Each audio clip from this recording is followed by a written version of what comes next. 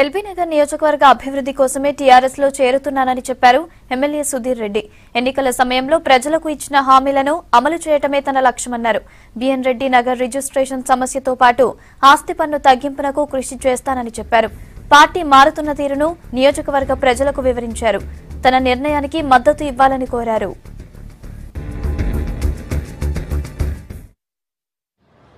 మొన్న జరిగిన ఎన్నికలలో ఎల్బీ నగర్ ప్రజలందరూ కూడా నన్ను ఆశీర్వదించి రెండవసారి శాసనసభకు పంపడం జరిగింది.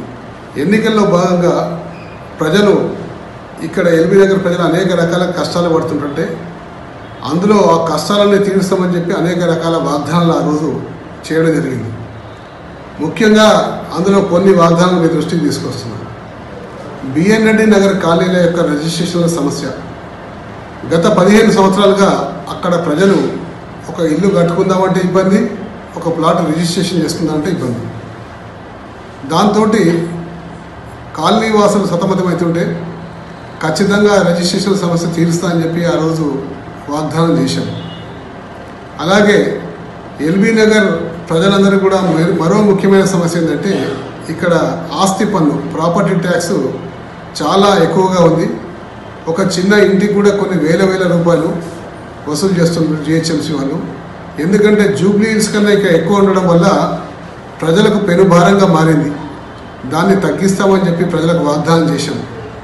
అలాగే ఎల్బీ నగర్లో ఉన్న చెరువులు కుంటలు అన్నిటిని కూడా అక్కడ కాలనీలో నివసిస్తున్న ప్రజలందరూ కూడా సివేజ్ అంతా కూడా వచ్చి ఆ చెరువుల కుంటలు చేరుకుంటూ లైవ్ సెప్టిక్ ట్యాంకులు లాగా ఉన్నాయి.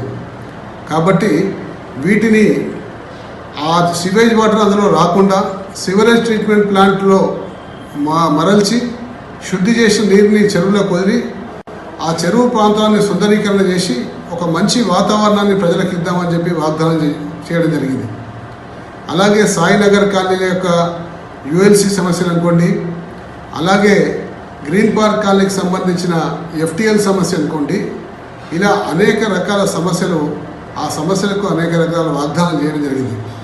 ఈ వాగ్దానాలను నెరవేర్చి ఎల్బీ నగర్ ప్రజలకు గతంలో ఏదైతే అభివృద్ధి చేశామో అదేవిధంగా ఇప్పుడు అభివృద్ధి జరగాలంటే అది కేసీఆర్ గారితో సాధ్యమని చెప్పేసి బాగా ఆలోచన చేసి ఈ నిర్ణయం తీసుకున్నాం.